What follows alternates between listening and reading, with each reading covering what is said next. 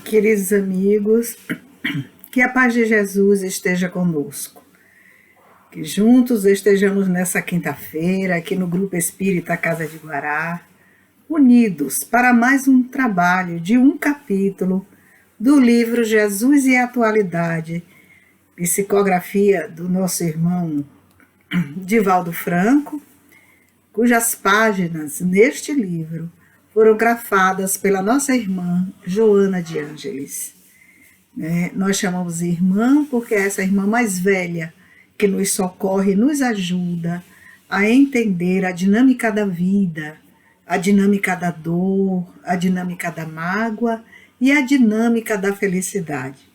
E junto a tudo isso, nessa lição, ela vai trazer a dinâmica da justiça.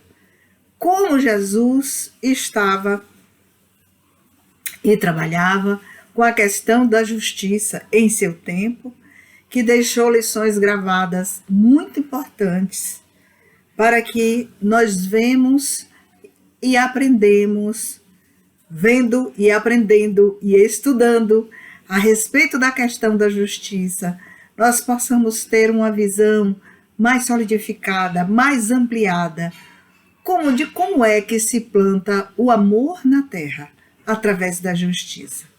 Então vamos juntos elevar os nossos pensamentos a Deus e pedir ao Pai que estás nos céus orientação diuturna para os nossos atos, os nossos pensamentos, o nosso trabalho. Pai nosso que estás nos céus, santificado seja o vosso nome. Venha a nós, Senhor, o vosso reino. Seja feita a vossa vontade, assim na terra como no céu. O pão nosso de cada dia dai-nos hoje, Senhor. Perdoai as nossas ofensas, assim como nós perdoamos a quem nos tem ofendido. Não nos deixeis cair em tentação, mas livrai-nos, Pai, de todo o mal. Que assim seja. Então vamos lá, meus queridos amigos, estudarmos a respeito de Jesus e justiça. Como é que a questão da justiça, ela trabalha em nossa vida, como é que nós enfrentamos a equanimidade nas decisões, o que é, enfim, que nós entendemos por justiça. E o que é que Jesus quis ensinar quando ele, enfrentando essas questões de justiça, ele faz uma grande diferenciação. A primeira coisa que nós vamos aprender com essa lição, no capítulo 7º, não é? É algo extremamente importante.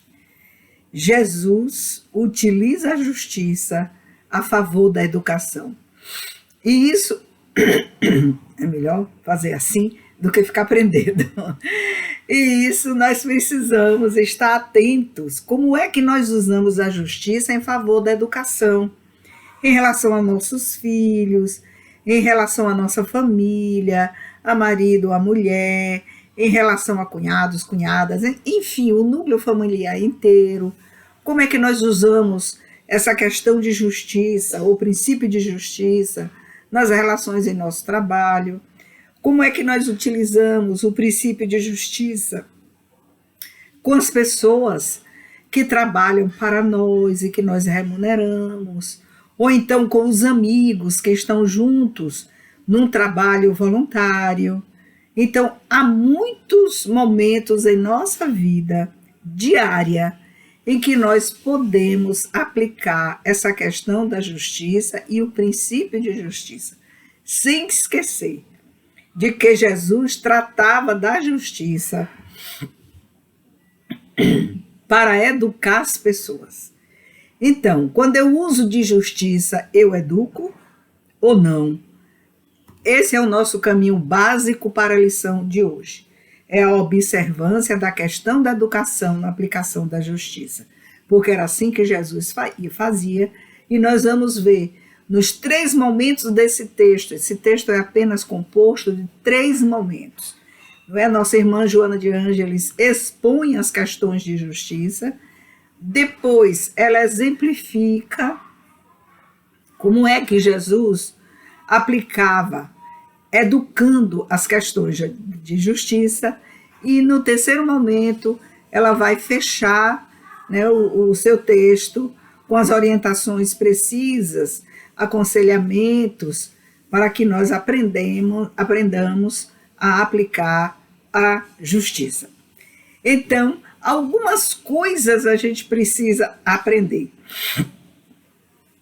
Nas questões da justiça, a gente precisa aprender que toda decisão justa leva à felicidade, como diz Joana. E que a felicidade, a grande consequência da felicidade, é a solidariedade. Todas as vezes que nós somos solidários, a gente já aprendeu a lição que todo solidário nunca fica solitário, né? Porque ser solitário é uma decisão doentia do espírito. Você não precisa ser solitário. Você pode até morar sozinho, não é? Em seu local de moradia, mas não solitário. É só aprender a ser solidário. A gente está fazendo esses trocadilhos aí para ficar melhor a compreensão da questão da justiça. Porque todas as pessoas que são solidárias, elas alcançam um patamar de felicidade. Porque sabem que esses momentos dessas ações em que elas se predispõem, né, a fazer trabalhos manuais, a fazer campanhas para alimentos, para cobertores, para enxovais, para fraldas, para medicação. Há 1000 formas de nós ajudarmos o outro. Né? O encaminhamento para uma consulta, a gente usando da nossa rede de amizade, vai pedindo, encaminhando a pessoa para que ela seja atendida, né? Pelo SUS, obviamente, para ser gratuito, mas é preciso ter um certo conhecimento com as pessoas. Então, nós aprendemos a ser solidários. E a solidariedade é uma consequência da felicidade. Então, na hora que nós formos dormir, nós temos o que agradecer. Obrigado, Senhor, pela oportunidade que eu tive no dia de hoje, né, de prestar um serviço útil para aqueles que precisavam. E eu fiz isso sem ninguém me mostrar que é necessário para eu ser feliz, eu aprender num trabalho voluntário a ser solidário. Ou então, no meu próprio trabalho remunerado, eu posso observar as necessidades do colega, da colega, e então tentar a pessoa, a gente pedindo primeiro permissão, que é preciso que se faça isso, para nós podermos dar uma orientação útil para aquela pessoa. Então a gente pede a autorização da pessoa, porque às vezes a pessoa não quer, mas não custa nada a gente falar, olha, eu conheço alguém que poderia lhe ajudar nisso, se você quiser, eu me prontifico, e tarará, tarará, né? E assim a gente vai aprendendo a ser solidário. Então, Joana vai nos apresentar uma questão muito importante. Se de um lado, né, nós precisamos trabalhar em favor da educação, e para sermos felizes, nós precisamos aprender a sermos solidários, e isso é uma questão de princípio de justiça. Por outro, ela vai chamar a atenção nessa primeira parte sobre algo que nós vivemos no dia a dia da nossa vida, né, em termos nacionais, em termos locais, em termos pontuais da nossa vida, e vivemos conosco mesmos, né, eu, companheira de mim, em minhas ações de justiça, para observar se aquilo que eu chamo justiça não é uma justiça corrompida. E aí nossa irmã Joana de Ângeles, ela é mestre, né, em fazer esse passeio pelos conceitos, e ela vai mostrar que toda a justiça corrompida vai levar o homem ao desvario, que é uma consequência psicológica das más ações de justiça. E que esse desvario sempre é uma decisão do ego adoecido, é uma decisão do ego muitas vezes mais do que adoecido, porque é profundamente adoecido, é uma decisão do ego dissociado. Quer dizer, o senso de realidade que ele tem, né? Ou que o ser humano tem, ou psiquicamente ele tem um caminho estranho entre o princípio da realidade e o princípio do prazer. Então, esse caminho estranho que se faz psiquicamente, ele está tão adoecido que termina descambando num conceito que a gente conhece que se chama abuso de autoridade. Então, nossa irmã Joana de Ângeles pede que meditemos sobre essa questão do abuso da autoridade, dos pais para com os filhos. Quando é que eu abuso da minha autoridade? Quando eu estou empregando a questão da justiça e eu não faço a opção por educar. Por isso que o início do texto nós começamos falando que para Jesus aplicar a justiça é um princípio de educação. Quando é que eu sou autoritário dentro da minha casa, nas relações com as pessoas, eu sou prepotente, usando um critério de justiça que ela já veio ensinar aqui, é um critério corrompido, né? E por ser corrompido, eu estou utilizando esse critério de justiça com abuso de poder. Então, quando uma criança me pede uma explicação sobre algo que ela quer ser esclarecida, e eu digo, menino, saia daqui. Não vou lhe explicar isso agora não. Então eu digo assim, não sei, mas eu sei. Eu digo para ela que não sei. Eu ralho com a criança e vou dizer, isso não é assunto para você. Todos os assuntos são para as crianças. Porque no momento que ela faz uma pergunta, ela tem uma expectativa de resposta. E para quem ela vai perguntar? Para aquela pessoa que ela confia. Quem é que ela confia? O pai, a mãe, a madrinha, um cuidador. É a pessoa que já construiu com ela essa sensação de suporte. Ali eu posso ir. Porque mesmo eu estando errado ou errada, ninguém vai ralhar comigo. Vão me explicar, vão me ensinar, vão me educar. Então a Joana chama a atenção para essa questão da justiça corrompida que nós aplicamos em nosso lar, com nossos pares, né, com as pessoas que estão conosco, ou em nosso trabalho, ou na rua, não é? Andando, ou passeando, ou caminhando, ou dirigindo uma bicicleta, uma moto, um carro, seja lá de que modo estejamos em movimento, um momento nós vamos ter que aplicar o critério de justiça. E muitas vezes usamos como um mecanismo de defesa para não mostrarmos quem nós realmente somos, condutas desvairadas, hipócritas, mentirosas, para não nos vermos envolvidos naquilo que Joana chamou, que é o abuso de poder.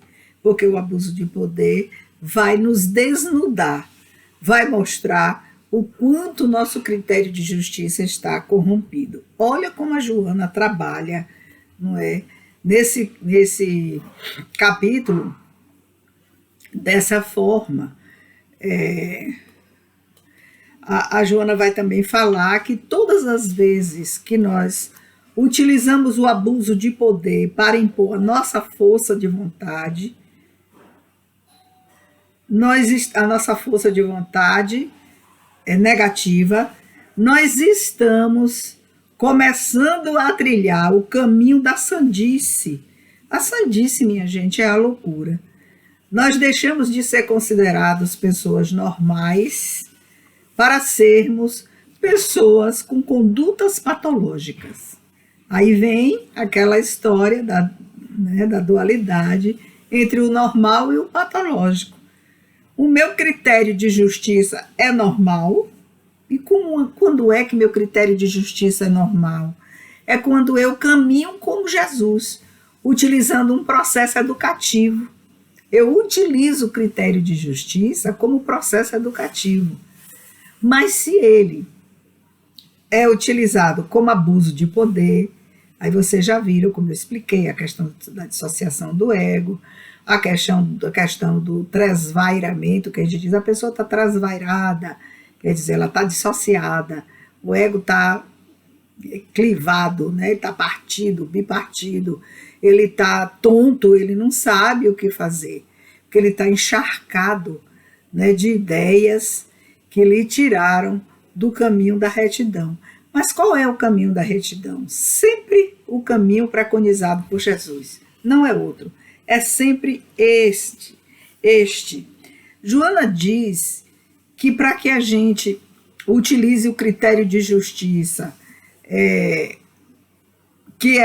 que tem uma finalidade, que é reparar e corrigir, é sempre reparar o erro e corrigir o próprio erro.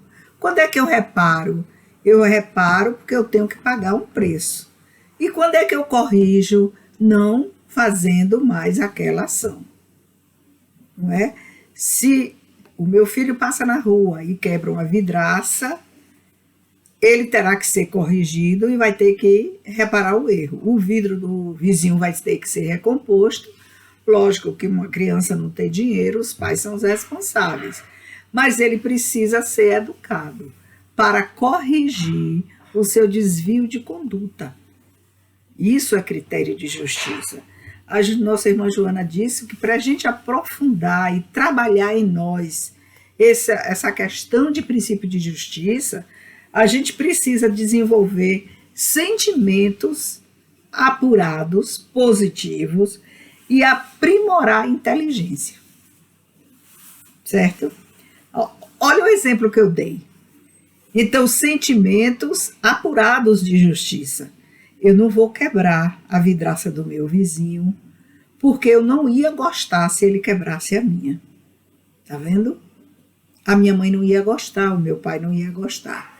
Então, eu aprimoro a minha inteligência. Se eu quebrar, isso vai ter um custo para meus pais. Custa dinheiro. Eles vão ter que pagar e recompor, né, a vidraça do vizinho. Eu usei o exemplo da criança, mas isso aí se aplica a qualquer pessoa em qualquer faixa etária. Mesmo ele tendo dinheiro para fazer a reparação, pagar o dano que ele causou, ele deverá ter alguém que lhe dê esse suporte de correção. E se não tiver ninguém que dê o suporte de correção, onde está escrita a nossa consciência? Onde Deus está escrito? Onde está escrita a nossa consciência? A nossa consciência é aquela parte do psiquismo em que nós podemos perceber a realidade externa e até onde podemos perceber a realidade interna do que eu sou, de como eu ajo, de como eu falo, daquilo que eu digo, como eu me comporto com todas as pessoas. E que este comportamento, se ele tem consonância com a minha atitude interna, ou se ele está díspare.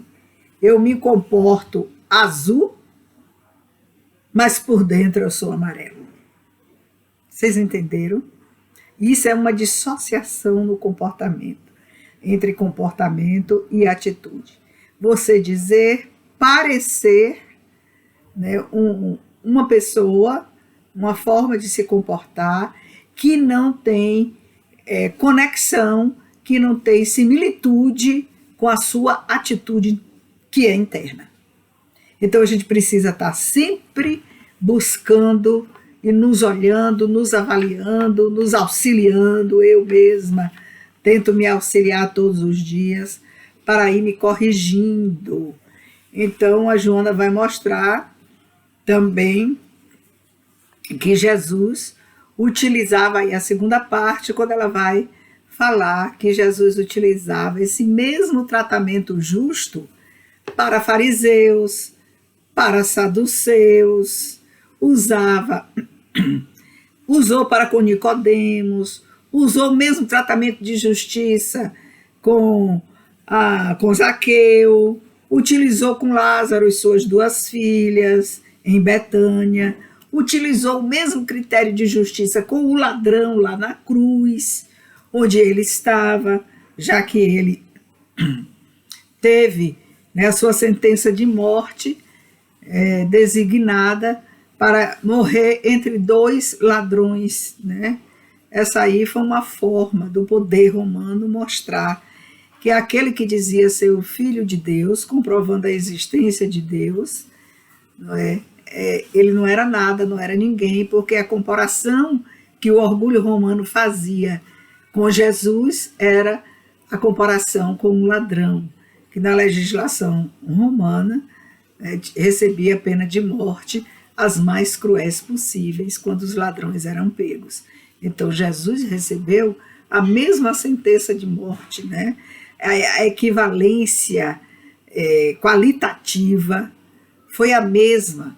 Então, para o poder romano, para o poder judaico do Sinédrio, Jesus era o ladrão que roubava daquelas pessoas que o seguiam a tranquilidade que os sacerdotes tinham antes, era a tranquilidade do poder, da lei do mais forte, né? E para isso ele recebe essa sentença dura de morte. Então não passava de um ladrão que roubava sentimentos, né, que incitava o povo a não recolher tributos, isso na ótica deles. Obviamente Jesus nunca fez isso, né, porque vocês se lembram da questão da moeda, do cara e coroa. Então dai a César o que é de César e a Deus o que é de Deus. Olha o critério de justiça de Jesus por todas as passagens do Evangelho. Então, Nicodemos era doutor da alta câmara do Sinédrio, e ele concede uma entrevista que não foi diferente em nada daquela que facultou a Zaqueu, que era cobrador de impostos e por isso muito rico, né? E também a mesma que ele distribuiu na convivência com Lázaro e suas duas filhas em Betânia, e ao próprio ladrão que ele buscou apoio. Então, o critério de Jesus de justiça é um critério de equilíbrio, né, de ego centrado, que está alinhado com o self, espírito mortal, né? O ego centrado, como as suas ações eram da mais alta justiça, e por isso produzia felicidades. Mas nem por isso ele deixou de ser traído por aqueles todos que receberam grandes quiões de saúde, de orientação. Ele amou e ama todos os dias a nós todos muito. Mas nós, muitas vezes, não nos comportamos com o critério de justiça que a nossa irmã Joana de Ângeles, ela nos ensina. Porque nós queremos tudo. Nós queremos a saúde do corpo e a tranquilidade da alma. Mas não devolvemos nada. Não fazemos quase nada em benefício daqueles que caminham conosco na mesma jornada.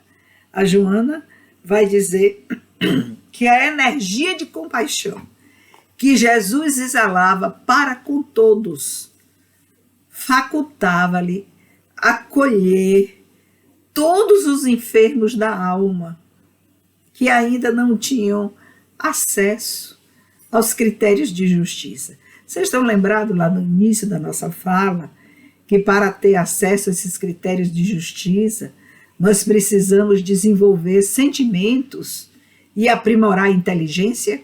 E como é que a gente faz isso? Como é que a gente se sabe não credor ou não sabedor como empregar um critério de justiça? Nós só vamos saber isso, minha gente, fazendo a autoavaliação, mergulhando dentro de nós mesmos, sabe? Aí nós vamos ver se nós estamos trilhando esse caminho ou não.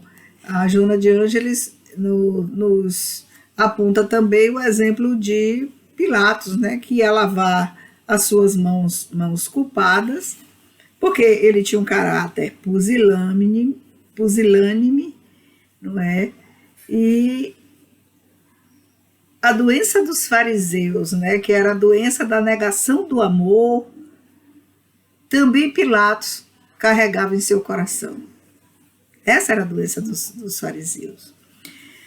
Aí ela vai fazer no último trecho uma proposta de reeducação. Como é que Joana vai me ensinar a eu me reeducar, a vocês se reeducarem? Joana é doce. Ela diz assim: reeduca-te. Olha que convite.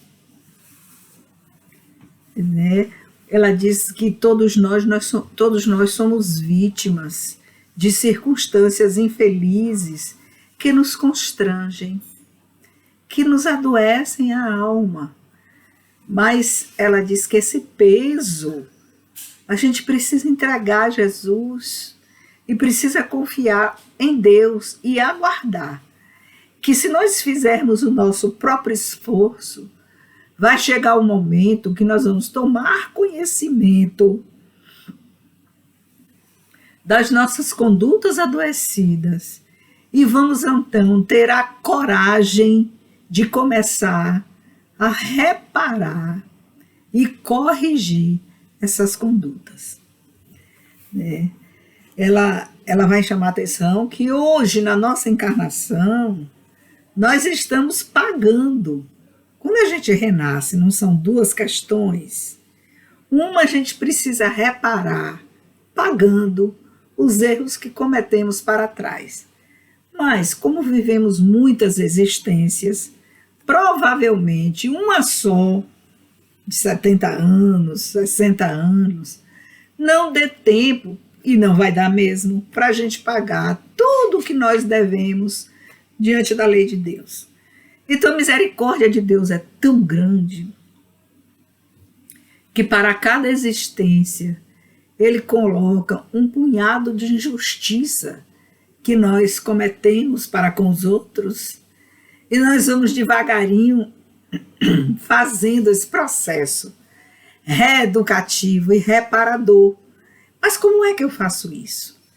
Eu faço isso na figura do companheiro e da companheira. Eu faço isso na figura dos filhos, dos netos, das pessoas mais amadas, porque existem as mais amadas e as menos amadas. As menos amadas é porque eu ainda não aprendi a amá-las totalmente, mas a gente vai aprendendo com o decorrer dos séculos. E a Joana diz que a grande falência das leis terrenas é por conta desses deslizes todos que nós cometemos no passado. Né? Esse nosso passado de outras existências, de atos que cometemos, que a justiça dos homens não alcançou, mas que a justiça de Deus é infalível. Então, reencarnar é um princípio de justiça. No momento que nós decidimos nascer de novo, nós já estamos aplicando o princípio de justiça em nossas existências. Olha, minha gente, mas o princípio de justiça é de mim para os outros. Eu não vou ficar apontando o dedo para os familiares, os amigos e as pessoas que cometem injustiças para comigo. Porque olha o que Jesus fazia. Ele é nosso metro, é nosso exemplo, é nosso mestre. Usava de compaixão. E aí, então, nós vamos aprendendo a caminhar pelos caminhos do sentimento e do aprimoramento da inteligência. Joana vai dizer que a real justiça, que é a real de Deus, que é a justiça real de Deus, sempre vai encontrar um infrator, seja aqui, seja ali, seja acolá, sempre encontra. Nós não ficamos fora do espectro da justiça de Deus, porque essa grande malha de amor nos alcançará sempre onde nós estivermos. Então, que Jesus, em sua infinita misericórdia, abençoe todos nós nessa noite de quinta-feira, aqui no Grupo Espírita Casa de Guará, não é? Nos oferecendo uma semana com feriado que vem aí, que a gente possa estudar, se divertir, sair, trazer leveza para a nossa mente, mesmo ficando dentro de casa, assistindo bons filmes, lendo um livro que vai nos fazer ter conhecimento e crescer espiritualmente e moralmente, assistindo vídeos no YouTube, assistindo películas cinematográficas, né, escolhidas para o nosso engrandecimento. E assim nós vamos fazendo projetos para esse final de semana prolongado, para que tenhamos uma próxima semana calorosa. Então, um abraço fraterno para todos e que Jesus continue segurando em nossas mazelas e nos ensinando a fazer justiça.